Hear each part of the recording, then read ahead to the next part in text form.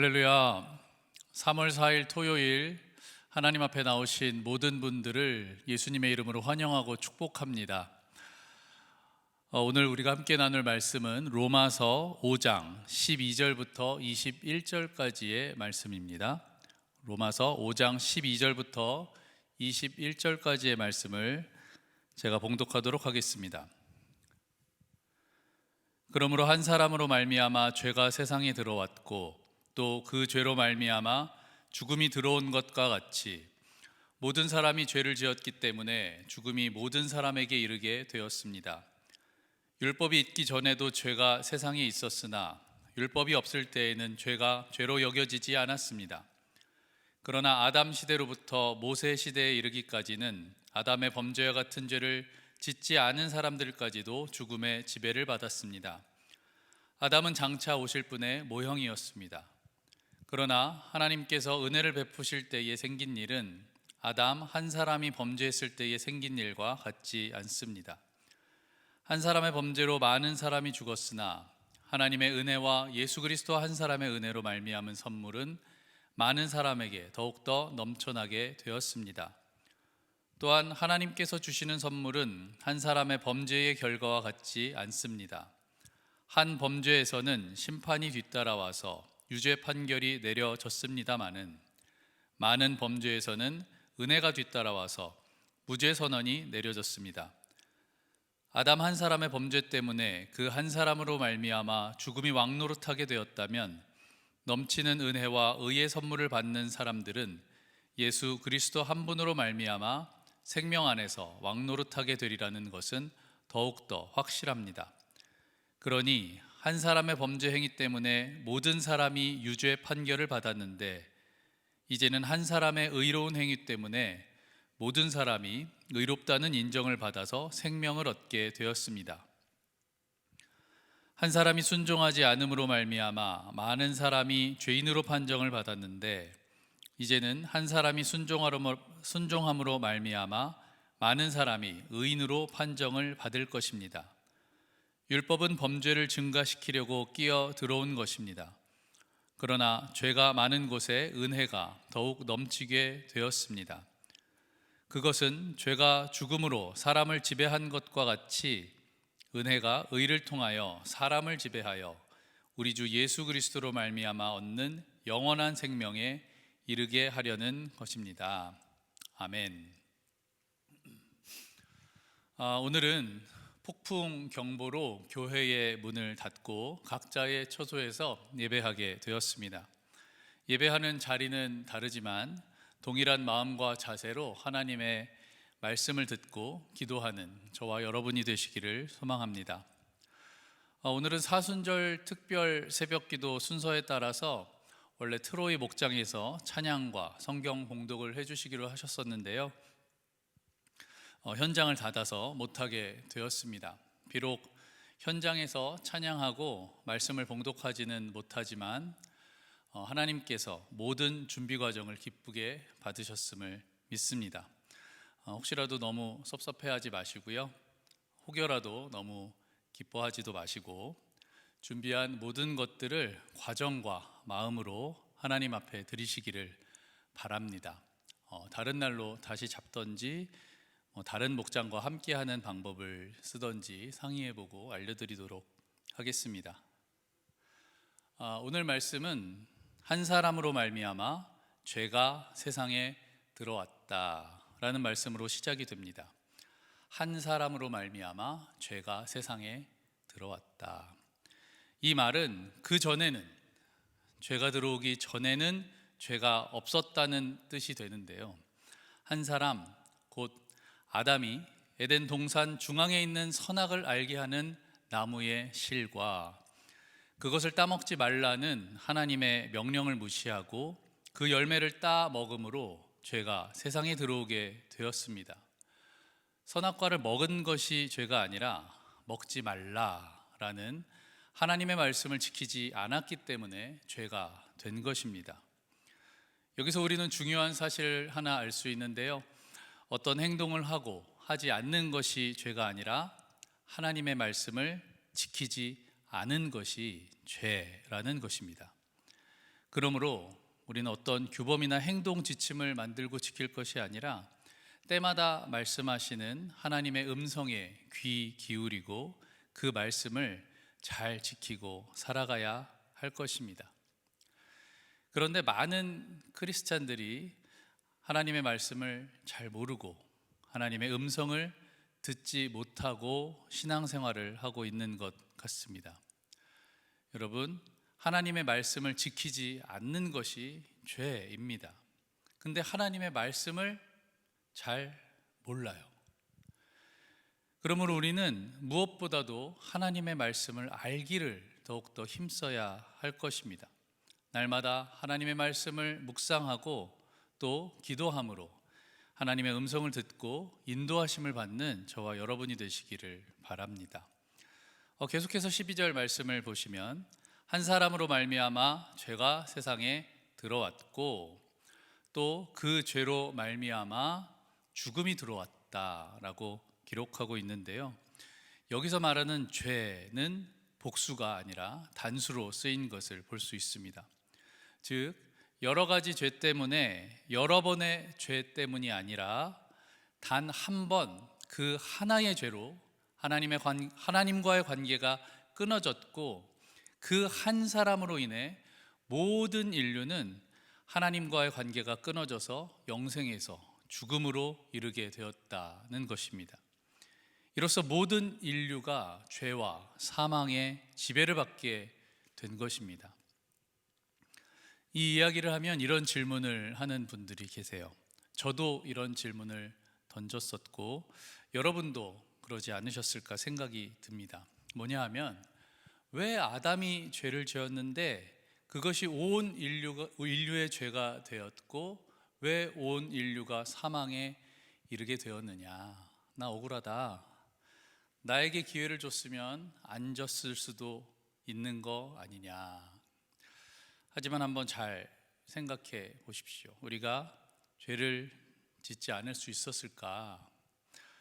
죄를 안 지었을 거야 라고 말하면 사실은 양심이 없는 것이고요.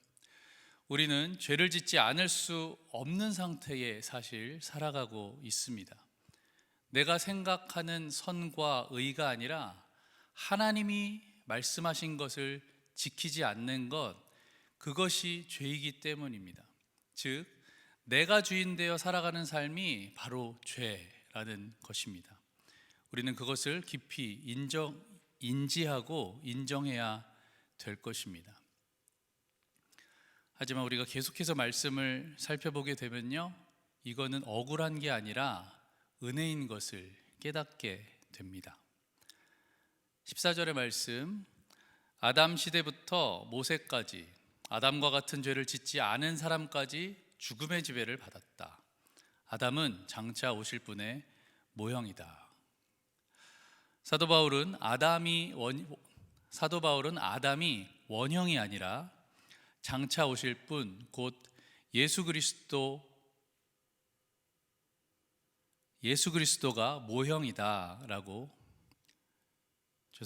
바울은 아담이 원형이 아니라 장차 오실 분, 곧 예수 그리스도의 모형이다라고 말하고 있습니다. 여러분, 모형이 뭔가요? 모형, 국어사전을 찾아보면 모형은 똑같은 물건을 만들기 위한 틀 혹은 실물을 모방하여 만든 물건을 말합니다. 즉 모형은 똑같은 것, 여러 개를 찍어낸 똑같은 것이 될 수도 있고요, 또 원형을 모방해서 만든 것일 수도 있다는 것인데요. 바울은 아담이 바로 예수 그리스도의 모형이다라고 말하고 있는 것입니다. 공통점도 있고 차이점도 있다는 것이죠. 바울은 공통점과 차이점을 들어서 왜 아담이 예수 그리스도의 모형인지를 설명하고 있는데요. 먼저 공통점은 무엇이냐? 공통점은 한 사람의 영향력이 전 인류에 미쳤다라는 것입니다. 이로 인해서 아담의 죄가 모든 인류의 죄가 되었듯이 예수 그리스도의 죽음이 모든 인류의 죽음이 되었다는 것입니다. 그렇기 때문에 아담의 죄가 우리의 죄가 되었다는 공식은 우리에게 감사한 일이 되는 거예요. 왜냐하면 예수 그리스도께서 치르신 그 죽음이 곧 우리가 치러야 되는 죄값이 되었기 때문입니다. 그렇다면 차이점은 무엇일까? 아담은 불순종으로 모든 사람이 죄인 되어 사망에 이르게 했지만, 그리스도는 순종하심으로 모든 사람이 의인 되어 영생에 이르게 되었다라는 것입니다. 이렇게 설명하면서 15절부터 21절까지는 아담과 그리스도의 차이점을 반복적으로 서술하고, 죽음이 왕노릇하던 아담의 시대와 생명 안에서 왕노릇하게 될 예수 그리스도의 시대를 대비적으로 계속해서 강조해 나갑니다. 즉, 아담은 모형이었고 예수 그리스도가 원형이다라는 것입니다. 15절, 한 사람의 범죄로 많은 사람이 죽었으나 하나님의 은혜와 예수 그리스도 한 사람의 은혜로 말미암은 선물은 많은 사람에게 더욱 넘쳐나게 되었다. 16절, 한 범죄에서는 심판이 뒤따라와서 유죄 판결이 내려졌습니다마는 많은 범죄에서는 은혜가 뒤따라와서 무죄 선언이 내려졌다.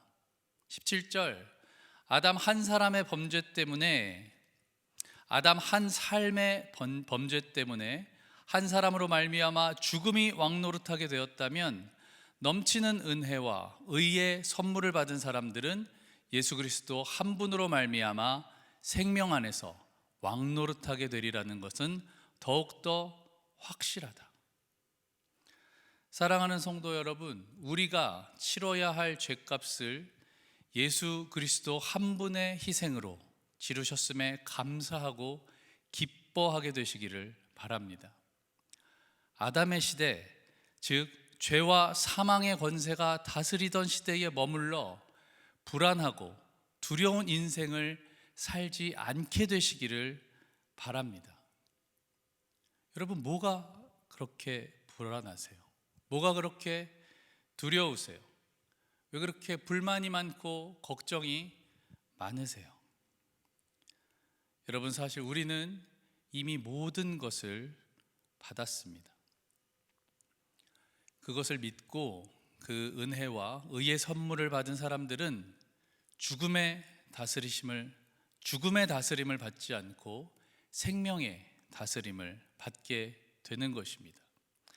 이 세상의 근심, 걱정, 염려, 불안, 두려움에 사로잡히지 않고 하나님이 선물로 주신 은혜와 의로 말미암아 생명과 소망과 평안과 오래 참음과 사랑과 자비와 양선과 온유와 절제, 그리고 기쁨의 삶을 살아갈 수 있는 것입니다. 거기서 머물지 않고 우리는 더 나아가 생명의 통치를 받는 데서 끝나는 것이 아니라 17절 말씀, 생명 안에서 왕노릇하게 될 것이다. 우리가 예수 그리스도와 함께 예수 그리스도의 통치에 동참하게 된다라고 말하고 있습니다. 이것이 얼마나 측량할 수 없는 크신 은혜입니까? 사랑하는 성도 여러분, 우리는 첫 번째 아담의 시대를 지나 두 번째 아담, 즉 예수 그리스도의 시대를 살고 있습니다. 하지만 지금 여러분은 어떤 시대를 살고 계신가요? 두렵고 떨리는 것은 우리가 예수님 안에 속해 있지 않다면 우리는 여전히 사망과 심판을 기다리는 삶을 살아가게 된다는 것입니다. 혹시라도 내가 예수님 안에 속해 있다는 확신이 없는 분이 계시다면 예수님 앞으로 나와 회개하고 참된 영생의 복을 누리시기를 바랍니다. 그리고 혹시 예수님 안에 속해 있다라는 그 확신이 현재형이 아니라 과거형에 머물고 있다면 마찬가지로 예수님 앞에 나와 회개하고 생명의 은혜, 영생의 복을 재확인하게 되시기를 바랍니다. 우리가 예수님 안에 속해 있다는 것은 과거형이 아니라, 현재형이 아니라, 미래형은 더더욱 아니라 바로 매 순간 갱신되는 현재 진행형이 되어야 할 것입니다. 날마다, 매 시간마다, 매분, 매 초마다 예수님 안에 속해 있음을 재확인하십시오. 그리하여 아담의 시대인 사망과 심판의 자리가 아니라 예수 그리스도의 시대인 은혜와 영생의 매 순간을 살아가는 저와 여러분이 되시기를 예수 그리스도의 이름으로 축원합니다. 아멘. 함께 기도하겠습니다. 하나님 감사합니다. 아담의 모형 되신, 아담의 원형 되신 예수 그리스도를 보았습니다. 아버지 하나님, 우리의 삶이 이제 아담의 시대를 지나 예수 그리스도의 시대에 살고 있음에도 불구하고 아담의 시대를 살지 않도록 우리를 인도하여 주시옵소서. 우리가 예수 그리스도의 시대에 살고 있지만, 예수님을 믿는다고 하지만, 예수님을 위해 살아간다고 하지만 우리가 예수 그리스도 안에 속해 있지 않다면 우리는 여전히 사망과 죽음의 삶을 살아가게 될 것입니다. 아버지 하나님, 우리가 날마다 하나님의 말씀을 묵상하고 하나님의 말씀을 지키고 살아가므로 우리가 예수 그리스도의 시대, 은혜와 영생의 삶을 살아갈 수 있도록 하나님 우리와 함께하여 주시고 우리의 삶을 인도하여 주시옵소서. 오늘도 그렇게 살아가게 되기를 간절히 소망하고 기도하오며 예수님의 이름으로 기도하옵나이다. 아멘. 하늘에 계신 우리 아버지여, 이름이 거룩히 여김을 받으시오며 나라의 임하옵시며 뜻이 하늘에서 이룬 것 같이 땅에서도 이루어지이다. 오늘날 우리에게 일용할 양식을 주옵시고 우리가 우리에게 죄 지은 자를 사하여 준 것 같이 우리 죄를 사하여 주옵시고 우리를 시험에 들게 하지 마옵시고 다만 악에서 구하옵소서. 나라와 권세와 영광이 아버지께 영원히 있사옵나이다. 아멘.